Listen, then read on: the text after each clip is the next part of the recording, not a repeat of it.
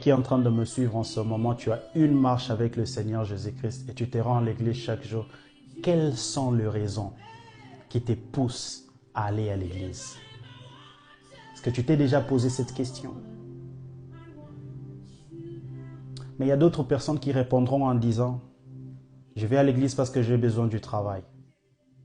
Je vais à l'église parce que j'ai besoin de voyager. Je vais à l'église parce que je veux prospérer dans la vie.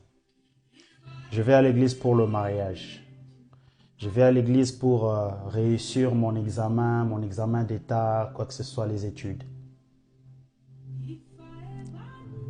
Mon frère, ma soeur, si tu vas à l'église uniquement pour ces choses, tu es dans la désobéissance de la parole de Dieu. Ou si tu bases ta foi uniquement sur ces choses, tu es dans la désobéissance de la parole de Dieu. Lisons Matthieu chapitre 6, le verset 33. La Bible dit ceci. Recherchez premièrement, retenez ça, premièrement, le royaume et la justice de Dieu. Et le reste vous seront donnés après. À cette époque où Jésus-Christ parlait de ces choses, il insistait sur le boire, les manger et se vêtir. Il a demandé à ce qu'on ne s'inquiète pas de ces choses-là et que le reste nous seront donnés. Et mon frère, ma sœur, dans cette génération, toutes ces choses nous sont données. Toutes ces choses nous sont déjà données par le Seigneur. Dieu a mis en place des systèmes où tu peux trouver du travail. Dieu a mis en place des systèmes où tu peux voyager si tu remplis des conditions. Dieu a mis en place des moyens de prospérer. Il a donné de l'intelligence aux gens. Que tu sois païen, que tu sois chrétien, si tu veux trouver du travail, tu vas trouver. Mais si la question se pose, le travail, cherche du travail. Car Dieu dit, celui qui ne travaille pas ne mange pas non plus. Cherche du travail. Si tu ne trouves pas du travail et que c'est vraiment difficile, crée du travail. Tu peux créer du travail, mon frère, ma soeur. Tu peux créer du travail. Avec ces 10 dollars que tu as dans ta poche, va seulement acheter des bananes avec ces 10 dollars. Achète des bananes des 10 dollars. Et prends une partie des bananes, vends à ton père. Dis, papa, je vends ces petits bananes ici à 5 dollars. Je n'ai pas du travail, mais je veux que tu achètes ça à 5 dollars. Tu penses que ton père ne va pas acheter. Maman, prends ces 2 bananes, achète ça à 5 dollars. Tu penses que maman ne va pas acheter. Explique-leur que tu n'as pas de travail, tu commences ton business. Va chez ton cousin, prends 2 bananes. Mon frère, je n'ai pas du travail, je vends ces bananes. Tu penses qu'il va refuser de t'acheter. Tu vas chez tes amis, tes cousins, tu leur vends.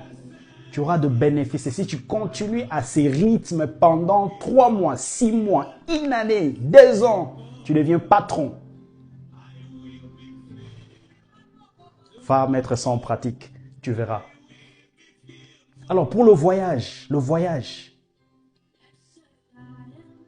tu as besoin du passeport. Et tu as besoin de remplir les conditions que demandent les pays où tu veux aller. Il y a des conditions, il y a justement des conditions. Et la plupart des choses sont de papier que tu dois donner, montrer, prouver. Et si tu ne réponds pas aux critères, il y a toujours un moyen de justifier cela. Il y en a. Dieu a mis ces choses déjà là. Le mariage. Pour un homme, si tu veux te marier, prépare-toi au fait. Prépare-toi. Vois si c'est le moment pour toi que Dieu te convainc. Si c'est le moment, va. Parle à la fille. Parle-la. Dis que tu veux être avec elle. Et avec elle, vous allez préparer cela. Vous allez préparer, vous dites, bon, nous allons peut-être nous marier dans 2 ans, dans 3 ans, peut-être non, dans 6 mois, dans 3 mois. Ça dépend de vous.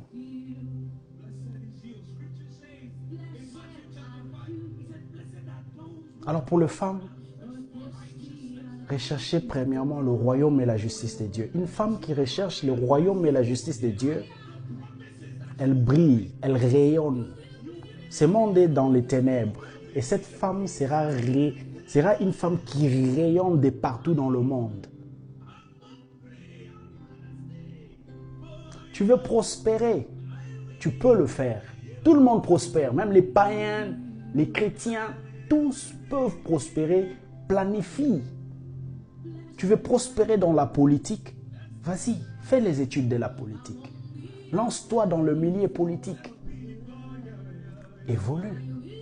Prospère. Tu vas prospérer. Dans le business, tu peux le faire. Dans les études, il faut que tu étudies. Pour passer ton examen, il faudrait que tu puisses étudier. Ce sont des choses que Dieu a déjà établies. Le reste, ce sont le reste. Mais mon frère, si nous allons à l'église, c'est pour chercher premièrement le royaume et la justice de Dieu. Ne vous restez pas concentré sur le reste. Le reste. J'aimerais lancer aussi un message aux pasteurs, aux prophètes, certains pasteurs, certains prophètes. S'il vous plaît, vous avez bâti tout un ministère autour du reste. Autour du reste. Vos ministères ne sont que autour du reste. Où est le royaume et la justice de Dieu dans vos ministères? Vous avez mis cette barrière devant les enfants de Dieu qui vous suivent. Ils n'arrivent pas à voir la lumière de Christ à cause de ce que vous voulez. S'il vous plaît, je prie que Dieu touche vos cœurs et que ça change. Et que ça change.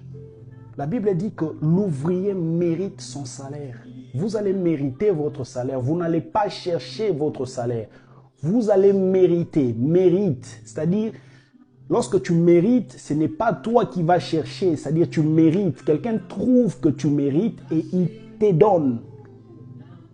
C'est-à-dire, Dieu va te donner parce que tu vas mériter de ton travail. Mais aujourd'hui, ce n'est pas ce que l'on voit. Vous vous faites mériter vous-même le salaire.